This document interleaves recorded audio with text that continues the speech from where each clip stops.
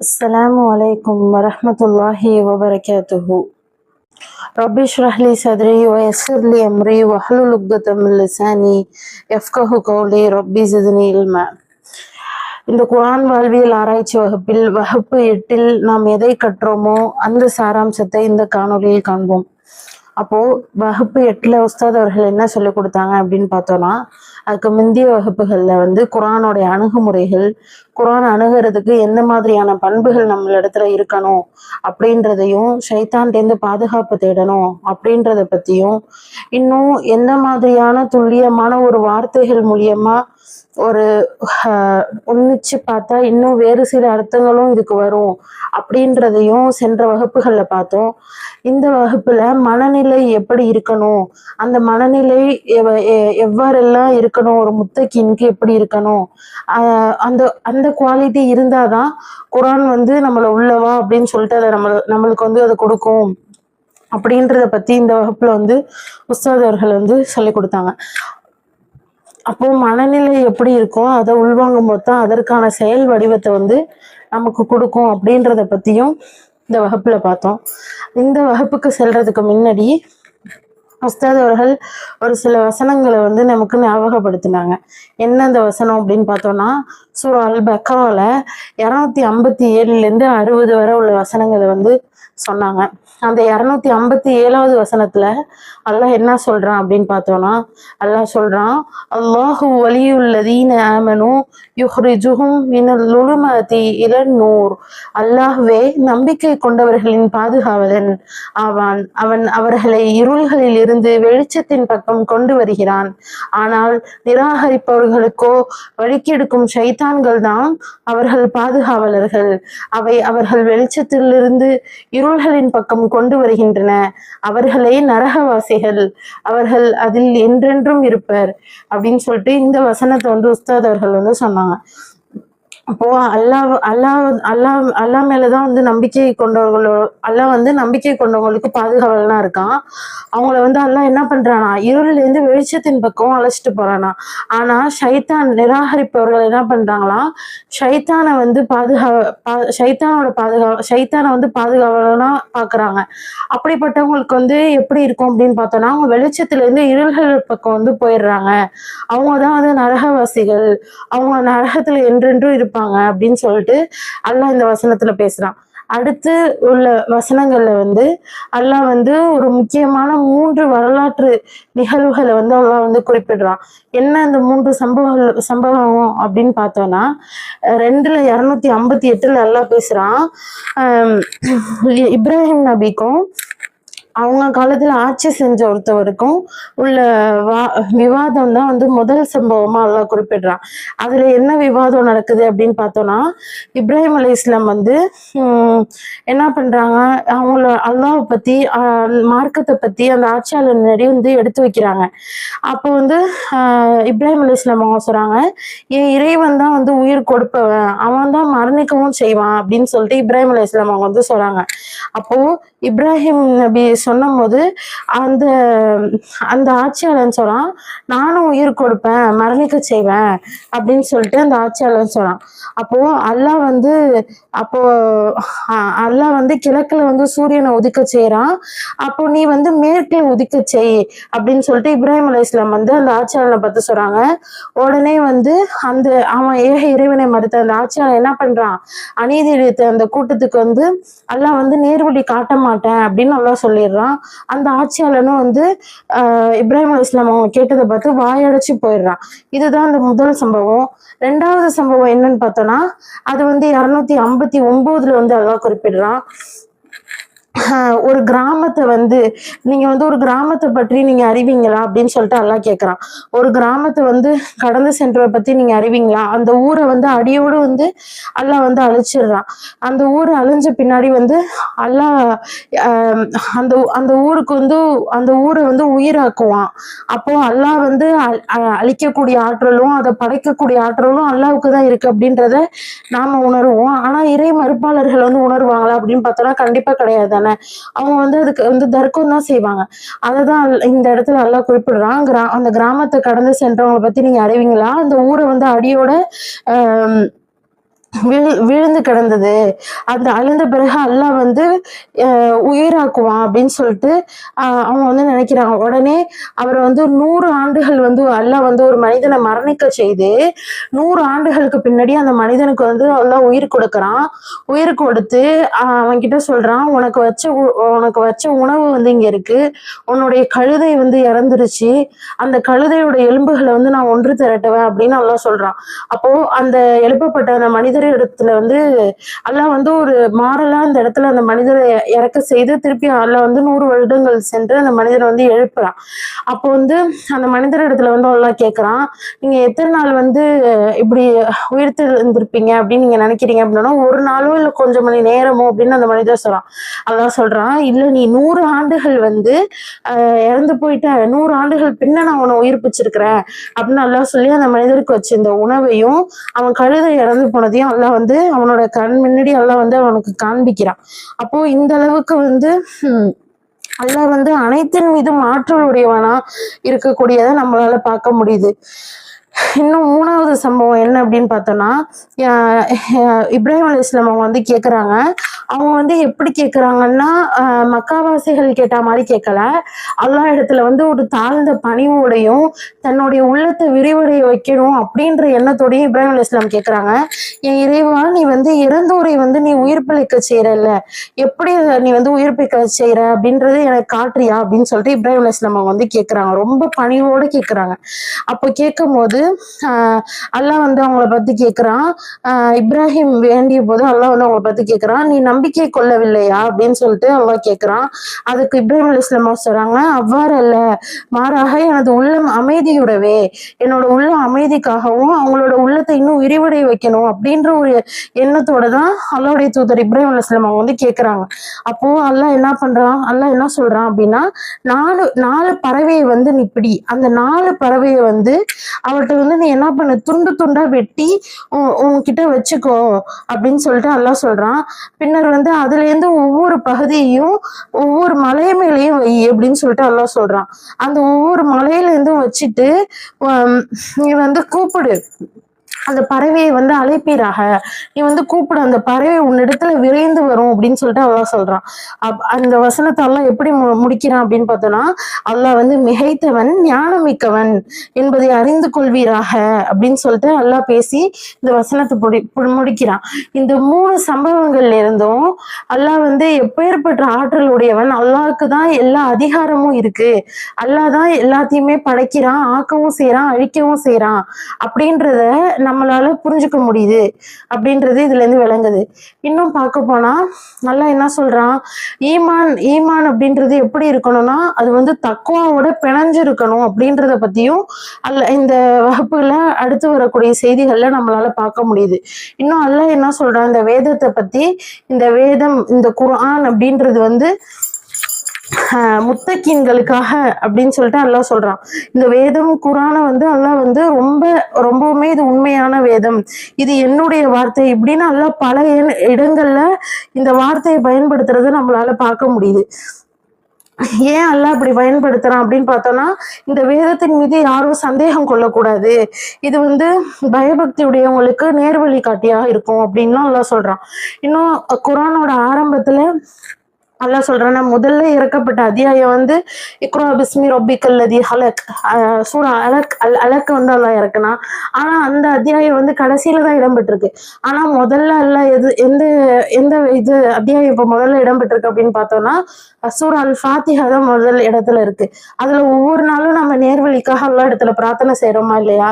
அதை தொடர்ந்து வரக்கூடிய சூரா அல் பக்ரால முதல் வசனமே அலிஃப் லாம் மீம் ஸாலிகல் கிதாப் லா ரைப ஃபீஹி ஹுதல் லில் முத்தகீன், இது அல்லாஹ்வின் திருவேதமாகும், இதில் எத்தகைய சந்தேகமும் இல்லை, பயபக்தி உடையவர்களுக்கு இது நேர்வழி காட்டியாகும் அப்படின்னு சொல்லிட்டு அல்லாஹ்வே இதுல பேசுறானா இல்லையா? அப்போ முத்தகீன்களுக்கு இது நேர்வழி காட்டியா இருக்கும் அப்படின்றத அல்லாஹ் வந்து இந்த இடத்துல ரொம்ப கம்பீரமா சொல்றான்.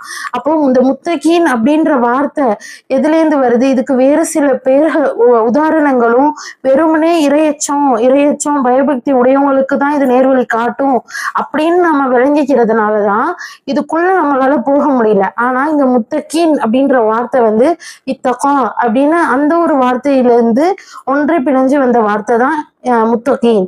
அந்த இத்தகம் அப்படின்ற வார்த்தையோட வேறு சொல் தான் வந்து வக்கா. அந்த வக்காவுக்கு என்ன பொருள் அப்படின்னு பார்த்தோம்னா காத்து கொண்டான், அதாவது தற்காத்து கொண்டான், பாதுகாத்து கொண்டான், இப்படி உள்ள அப்படியான பொருளும் அதுக்கு இருக்கு.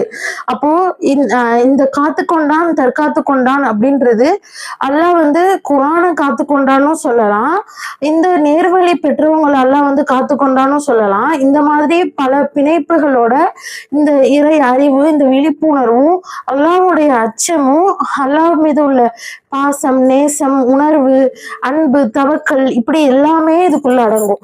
அப்போ இந்த இந்த வசனத்தை வந்து உள்ளார்ந்து கவனிக்கக்கூடியவங்களா நாம இருக்கணும். இன்னும் பார்க்க போனா வேறு சில உதாரணங்களும் உஸ்தாத் அவர்கள் சொன்னாங்க.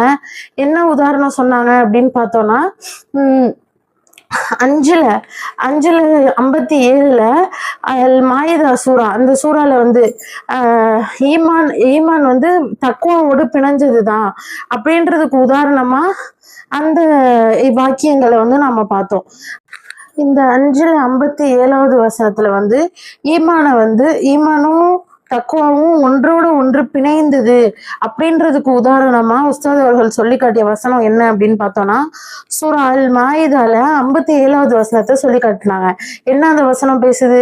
யா அய்யுஹல்லதீன ஆமனூ லா தத்தஜிது லதீன தஹது தீனக்கும் ஹுஸுவ, அதாவது முஃமின்களே, உங்களுக்கு முன் வேதம் வழங்கப்பட்டவர்களில் இருந்தும் காஃபிர்களில் இருந்தும் யார் உங்கள் மார்க்கத்தை பரிகாசமாகவும் விளையாட்டாகவும் எடுத்துக்கொள்கிறார்களோ அவர்களை நீங்கள் பாதுகாவர்களாக ஆக்கிக் கொள்ளாதீர்கள்.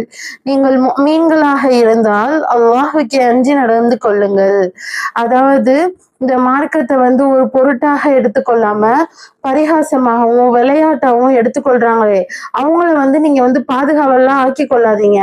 நீங்க முஃமினாக இருந்தா அல்லாஹ்வுக்கே அஞ்சு நடந்து கொண்டு அல்லாஹ்வே பாதுகாவெல்லாம் ஏத்துக்கோங்க அப்படின்ற மாதிரியான அர்த்தத்தோட அல்லாஹ் வந்து இதுல சொல்ல வரான். அப்போ ஒத்தக்குள்ளா, அல்லாஹ்வே அஞ்சி நடந்துக்கோங்க அப்படின்னு அல்லாஹ் சொல்றான். அப்போ அல்லாஹ்வை அஞ்சி அல்லாஹ்வை மட்டுமே நாம பாதுகாவலனா எடுத்துக்கொள்ளக்கூடிய மக்களாக இன்ஷா அல்லாஹ் வரக்கூடிய காலங்கள்ல நாம இருக்கணும் அப்படின்றது இந்த வசனங்கள் மூலியமா நமக்கு புரிய வருது. இன்னும் பார்க்க போனா அதே சூரா அல் மாயிதால அல்லாஹ் சொல்றான், இபாதத்தும் தக்குவாவும் எந்த அளவு முக்கியம். இபாதத்துலதான் தக்குவா இருக்கு, பேச்சுல தக்குவா இருக்கணும், நம்மளுடைய பார்வையில தக்குவா இருக்கணும், நம்ம வந்து ஒரு மொபைல் போன் பயன்படுத்துறோமே அதுல வந்து நம்மளுடைய தக்குவா வெளிப்படணும், பெற்றோர்கள் இடத்துல நாம நடந்து கொள்றதுல நம்ம தக்குவா வெளிப்படணும், இன்னும் அண்டை வீட்டார்கள் இடத்துலயும் நம்மளுடைய தக்குவா வெளிப்படணும். இப்படி வாழ்க்கையில எல்லா பகுதிகள்லயும் தக்குவா வந்து நம்மள இடத்துல வெளிப்படணும்னா நாம எப்படிப்பட்டவங்களா இருக்கணும் அப்படின்றதுக்கு உதாரணமா 5:27வது வசனத்துல அல்லாஹ் பேசுறான். என்ன அல்லாஹ் அதுல பேசுறான் அப்படின்னு பார்த்தோம்னா, நபியே, ஆதமுடைய 2 குமரர்களின் உண்மை வரலாற்றை நீர் அவர்களுக்கு ஓதி காண்பியும். அவ்விருவரும் ஒவ்வொருவரும் குர்பானி கொடுத்த போது ஒருவரிடமிருந்து அது ஏற்றுக்கொள்ளப்பட்டது, மற்றொருவரிடமிருந்து அது ஏற்றுக்கொள்ளப்படவில்லை. பின்னவர் நான் நிச்சயமாக உன்னை கொலை செய்து விடுவேன் என்று கூறினார். அதற்கு முன்னவர் மெய்யாகவே அல்லாஹ் ஏற்றுக்கொள்வது பயபக்தி உடையவர்களிடமிருந்து தான் என்று கூறினார். அதாவது நாமளே இப்ப குர்பானி கொடுக்கும் போது நம்மளுக்கு அந்த இரையச்சத்தோட குர்பானி கொடுத்தாதான் அந்த குர்பானி வந்து எல்லா இடத்துல சென்றடையும், அதற்கான நன்மைகள் நமக்கு கிடைக்கும் அப்படின்றது தெரியும். அந்த விதத்துல வலியுறுத்துற மாதிரிதான் இந்த வசனம் அமைஞ்சிருக்கு. அப்போ இரையச்சம் அப்படின்றதுதான் எல்லாத்துக்குமே அடிப்படையா இருக்கு. அப்போ அதுதான் ஒரு முத்தகீனோட பண்பா, மெயினான ஒரு பண்பா இருக்கணும் அப்படின்றது இந்த வசனம் மூலியமா நமக்கு வந்து அல்லாஹ் உணர்த்துறான். இபாதத்துக்கும் தக்குவாக்கும் சம்மந்தம் இருக்கு, அந்த பிணைப்பு தேவை அப்படின்றது நமக்கு இந்த விஷயங்கள் மூலியமா தெரிய வருது அப்படின்றத உணர முடியுது. இன்னும் அடுத்து அல்லாஹ் என்ன சொல்றான், உண்மையான முத்தகீன்கள் வந்து எப்படி இருப்பாங்க அப்படின்றதுக்கு உதாரணமா அல்லாஹ் சொல்றான். 3வது அத்தியாயத்துல 133வது வசனத்துல இருந்து 136 ஆல இம்ரான்ல அல்லாஹ் பேசுறான். என்ன பேசுறான்? பெரிய பாவம் செய்தாலும் தங்களை தாங்களே அநியாயப்படுத்தி கொண்டாலும் உடனே அல்லாஹ் வந்து அவங்க வந்து நினைவு கூறுவாங்க, பாவ மன்னிப்பு தேடுவாங்க, பிடிவாதமா இருக்க மாட்டாங்க. அப்படின்றத பத்தி தான் அல்லாஹ் வந்து இதுல பேசுறான். 3வது அத்தியாயத்துல 133வது வசனத்துல இருந்து 136 வரையிலுமே அல்லாஹ் இததான் இந்த விஷயத்துல பேச வரான். அல்லாஹ் என்ன சொல்றான், இன்னும் நீங்கள் உங்கள் இறைவனின் மன்னிப்பை பெறுவதற்காகவும் சுவனபதியின் பக்கமும் விரைந்து செல்லுங்கள். அது சுவனபதியின் அகலம் வானங்கள் பூமியை போல் உள்ளது. அது பயபக்தியுடையவர்களுக்காகவே தயார் செய்து வைக்கப்பட்டுள்ளது அப்படின்னு அல்லாஹ் இங்க வந்து சொர்க்கத்தை பத்தி நம்ம இடத்துல அல்லாஹ் பேசுறான். அது பயபக்தி உடையவங்களுக்காக தான் வந்து செஞ்சு வச்சிருக்கேன் அப்படின்ற மாதிரி அல்லாஹ் சொல்றான். இன்னும் அல்லாஹ் அடுத்து 134ல பேசுறான். அல்லதீன யுன்ஃபிகூன ஃபிஸ் ஸர்ராஇ வல் والقادمين الغيظ والعافين عن الناس والله يحب المحسنين. பயபக்தியுடையோர் எத்தகையோர் என்றால் அவர்கள் இன்பமான செல்வ நிலையிலும் துன்பமான ஏழ்மை நிலையிலும் இறைவனின் பாதையில் செலவிடுவார்கள். தவிர கோபத்தை அடக்கிக் கொள்வார்கள். மனிதர்கள் செய்யும் பிழைகளை மன்னிப்போராய் இருப்பார்கள். இவ்வாறு அழகாக நன்மை செய்வோரை அல்லாஹ் நேசிக்கிறான். அப்போ அல்லாஹ் வந்து ஒரு பயபக்தி உடைய ஒரு முத்தகினோட பண்பு, ஒரு அல்லாஹ்வுடைய அச்சம் உள்ளவங்களோட பண்பு எப்படி இருக்கும் அப்படின்றது வந்து அல்லாஹ் இந்த வசனங்கள்ல வந்து அல்லாஹ் குறிப்பிடுறான். பயபக்தியுடையோர் எப்படிப்பட்டவங்கன்னு அல்லாவே சொல்றான். அவங்க இன்பமான செல்வ நிலையிலையும் துன்பமான நிலையிலுமே என்ன பண்ணுவாங்க, அல்லாவுடைய பாதையில என்னுடைய பாதையில தான் செலவிடுவாங்க.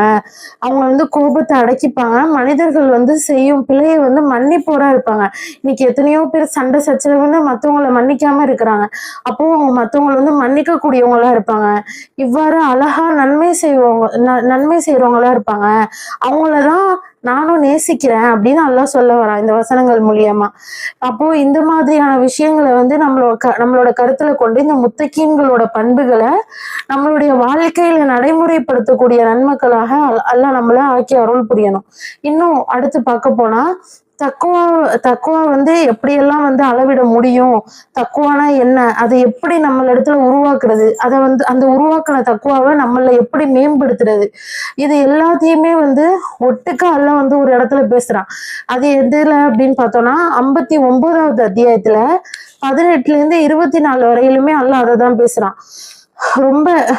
ரொம்ப நிதானமா கவனமா வந்து இந்த வசனங்களை வந்து நம்ம ஆழ்ந்து கவனிச்சு பார்த்தோம்னா அல்லாஹ் எப்படிப்பட்ட ஒரு பண்புகளை வந்து நம்மள இடத்துல சொல்லித்தரான், இப்படிலாம் இருக்கணும்னு அல்லாஹ் நம்மள சொல்றானே அப்படின்றது நமக்கு விளங்க வரும். சும்மா ஏறத்தாழ அல்லாஹ் 17 இறை பண்புகளை வந்து இந்த இடத்துல வந்து நமக்கு வந்து அல்லாஹ் வந்து கத்துக் கொடுக்குறான். என்ன அந்த பண்புகள் அப்படின்னு பார்த்தோம்னா 59ல 18ல அல்லாஹ் பேசுறான். யா அய்யுஹல்லதீன ஆமனுத்தகுல்லாஹ் வலா தன்லுரு நஃப்சுன் ஃபீ கத்தமத் லிஅர்தின் வத்தகுல்லாஹ் இன்னல்லாஹ ஹபீரும் பிமா தஅமலூன். ஈமான் கொண்டவர்களே, அல்லாஹுக்கு அஞ்சி நடந்து கொள்ளுங்கள். மேலும் ஒவ்வொருவரும் மறுமை நாளுக்காக தான் முற்படுத்தி வைத்திருப்பதை பார்த்து கொள்ளட்டும். இன்னும் நீங்கள் அல்லாஹுவை அஞ்சி நடந்து கொள்ளுங்கள். நீங்கள் செய்பவற்றை நிச்சயமாக அல்லாஹ் நன்கறிந்தவன். அப்போ அல்லாஹ் என்ன சொல்றான், அஞ்சு நடந்துக்கோங்க. ஒவ்வொரு என்ன பண்ணுங்க, நாளைனா நம்ம நாளைக்கு என்ன சேர்த்து வச்சிருக்கோம் அப்படின்றது இல்லாம மறுமைக்காக நம்ம என்னதை சம்பாரிச்சு வச்சிருக்கிறோம் அப்படின்றத ஒவ்வொருத்தவங்களுமே சரி பார்த்துக்கோங்க. நீங்க அல்லாஹ்வுக்காக அஞ்சு நடந்துக்கோங்க அப்படின்னு சொல்லிட்டு அல்லாஹ் வந்து இந்த இடத்துல பேசுறான். அடுத்து 59ல 19 அல்லாஹ் பேசுறான். வலா தகூனு கல்லதீன நஸூல்லாஹு ஃபஅன்ஸஹும் அன்ஃபுஸஹும் உலாயிக ஹுமுல் ஃபாசிகூன். அன்றியும் அல்லாஹ்வை மறந்து விட்டவர்கள் போன்று நீங்கள் ஆகிவிடாதீங்க. ஏன்னா அவங்க தங்களையே மறக்கும்படி அல்லாஹ் செய்து விட்டான். அத்தகையோர் தான் ஃபாசிகுல், பெரும் பாவிகள் ஆவார்கள். அவங்கதான் வந்து அல்லாஹ் என்ன சொல்றான், ஃபாசிகூன், பெரும் பாவிகள் அப்படின்னு அல்லாஹ் வந்து குறிப்பிடுறான். அல்லாஹ்வை மறந்து வணக்க வழிபாடுகளை ஈடுபடாம அல்லாஹ்வை நினைவு கூறாம அந்த மாதிரி எல்லாம் இருந்துடாதீங்க. அப்படி இருக்கவங்களை வந்து அல்லாஹ் என்ன பண்ணுவானா தன்னையே அவங்கள மறக்கிற மாதிரி அல்லாஹ் ஆக்கிடுவானா. அல்லாஹ்வை மறந்தா நம்மளையே நம்ம மறந்த மாதிரி, அல்லாஹ்வை வந்து மறந்தா நம்மளையே நம்ம அழிச்சுக்கிற மாதிரி, அந்த மாதிரியான உள்ள அர்த்தங்களை கொண்டு அல்லாஹ் வந்து இந்த வசனங்கள்ல நம்மள இடத்துல பேசுறான். இன்னும் அல்லாஹ் மேலும் என்ன சொல்றான், 20 அல்லாஹ் பேசுறான், நரகவாசிகளும் சொர்க்கவாசிகளும் சமமாக மாட்டாங்க. சொர்க்கவாசிகளும் பெரும் பாக்கியம் உடையவங்க, நரகவாசியும் சொர்க்கவாசியும் சமமாக மாட்டாங்க. சொர்க்கவாசி வந்து நிறைய பாக்கியம் உடையவங்க, அவங்களுக்கு கிடைக்கக்கூடிய இன்பங்கள் அதிகம், இவங்களுக்கு வந்து நிறைய துன்பம் தான் இருக்கும், அப்படி இல்லையா? அதை பத்தி அல்லாஹ் அந்த இடத்துல பேசுறான். அடுத்து அல்லாஹ் பேசுறான் 59:21, லவ் அன்சல்னா ஹாதல் குர்ஆன் அலா ஜபலின், நபியே நாம் ஒரு மலையின் மீது இந்த குர்ஆனை இறக்கியிருந்தோமே ஆனால் அல்லாஹ்வின் பயத்தால் அது நடுங்கி பிளந்து போவதாக பார்த்திருப்பீங்க. மேலும் மனிதர்கள் சிந்திக்கும் பொருட்டு இத்தகைய உதாரணங்களை நாம் அவர்களுக்கு விளக்குகிறோம். சென்ற வகுப்புல பார்த்தோம்ல, மலையின் மீது அல்லாஹ் குர்ஆனை இறக்கியிருந்தானா அந்த மலையானது என்ன இருக்கும், அந்த மலையோட தன்மையை இழந்து அது அல்லாஹ் முன்னாடி பணிஞ்சு தாழ்ந்து அது பிளந்து போறதை வந்து நம்ம பார்த்திருப்போம். ஆனா அல்லாஹ் இந்த இடத்துல நம்மளுடைய கல்போட ஒப்பிடுறான்.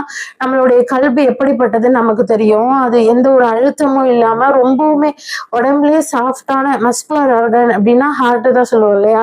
அப்போ அதை வந்து கம்பேர் பண்ணி அல்லாஹ் இந்த இடத்துல பேசலாம். அப்போ கம்பேர் பண்ணி பேசும்போது அந்த மலைக்கே வந்து குர்ஆனை இறக்கியிருந்தானா அதுவே அதோட கம்பீரத்தை இழந்து அது அப்படி ஆயிருக்கும். ஆனா இந்த மனிதர்களுக்கு இறக்கனே, இந்த மனிதர்களுக்கு என்ன ஆச்சு அப்படின்ற ஊமையோட அல்லாஹ் இந்த இடத்துல பேசுறத நம்மளால விளங்க முடியுது. அடுத்து 59:22 அல்லாஹ் பேசுறான், ஹுவல்லாஹுல் லதீ லா இலாஹ இல்லா ஹு ஆலிமுல் கைபி வஷ்ஷஹாததி ஹுவர் ரஹ்மானுர் ரஹீம்.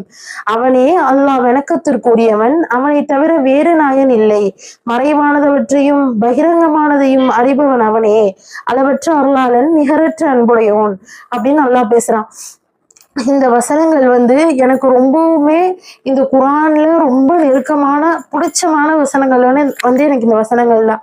அல்லாஹ் இந்த வசனங்கள் ஓதும் போது மனசுல அவ்வளோ ஒரு நிம்மதியும் அந்த ஒரு இதுவும் கிடைக்கும். ஏன்னா இது அல்லாஹ்வுடைய திருநாமங்களை பத்தி பேசுறான், அல்லாஹ் தன்னுடைய பண்புகளை பத்தி பேசுறான், எல்லாத்த பத்தியுமே அல்லாஹ் இந்த இடத்துல பேசுறான்.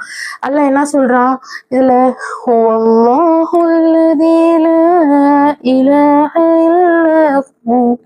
عالم الغيب والشهادة هو الرحمن الرحيم.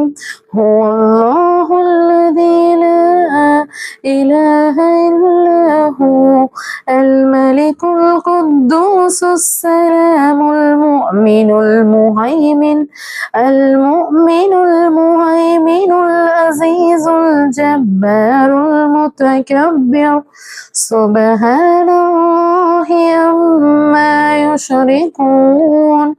هو الله الخالق البارئ المصور له أسماء الحسنى يسبح له ما في السماوات والأرض وهو العزيز الحكيم. அப்போ அல்லாஹ் இந்த இடத்துல என்ன பேசுறான் அப்படின்னு பார்த்தோம்னா, அவனேதான் அவன் தான் வணக்கத்துக்குரியவன், அவனை தவிர வேறு யாரும் கிடையாது. அல்லாஹ் வந்து மறைவானதவற்றையும் அறிவான், வெளிப்படையானதையும் அறிவான், அவனே அல்லாஹ். அப்போ வணக்கத்திற்குரிய நாயன் அவனை தவிர வேறு யாரும் இல்லை. திரும்ப திரும்ப அல்லாஹ் அதே தான் பேசுறான். அவன் வந்து அல்லாஹ் வந்து ரொம்ப பரிசுத்தமானவன், அவன் சாந்தியானவன், அவன் தான் வந்து மனிதர்களுக்கு தஞ்சம் அளிக்கிறான், பாதுகாப்பவன் அவன் தான், அடக்கி ஆள்பவனும் அவன் தான், எல்லாமே அவன் தான் அப்படின்றத அல்லாஹ் இந்த இடத்துல பேசுறான். அப்போ இணை வைக்கிறதெல்லாம் விட்டுட்டு அல்லாஹ் வந்து இணையானவற்றை எல்லாம் விட்டுட்டு அல்லாஹ் வந்து ரொம்ப தூயவன் அப்படின்னு பேசுறான். அவன் தான் அல்லாஹ், படைப்பவன், ஒழுங்குபடுத்தி உண்டாக்குபவனும் அவன் தான், உருவம் அளிப்பவனும் அவன் தான். அவனுக்கு அழகிய திருநாமங்கள் இருக்கின்றன. வானத்திலையும் பூமியும் உள்ளவையும் அவனே தஸ்பீ செய்து, இந்த வானத்துல பூமியில உள்ள அனைத்து விஷயங்களும் அல்லாஹ்வை நினைத்து தஸ்பீஹ் செஞ்சு அது வந்து அல்லாஹ்வை நினைவு கூறுது, அல்லாஹ்வை அதை துதிக்குது அப்படின்றத நம்மளால பார்க்க முடியுது. அப்போ அல்லாஹ் இது மூலியமா மனிதர்கள் வந்து என்ன துதி செய்யல, ஆனா இந்த வானத்துல உள்ளதும் இந்த பூமியில உள்ளதும் அல்லாஹ்வுக்காக துதி செய்து அப்படின்றத அல்லாஹ் இது மூலியமா பேச வரான். அப்போ தக்வா அப்படின்றது வந்து ஈமானோட ஒன்றோடு ஒன்று பிணைஞ்சிருக்கிறது தான் தக்குவா. அந்த பண்புகள், முத்தகீனோட பண்புகள் நம்மள இடத்துல வரணும். முத்தகீன்களை வந்து அல்லாஹ் நேசிக்கிறான், அல்லாஹோட அன்பு கிடைக்கும். இப்படி எல்லாத்தையுமே வந்து நிறைய இதுக்கான பெனிஃபிட்ஸ் வந்து நம்மளால இது மூலியமா உணர முடியுது.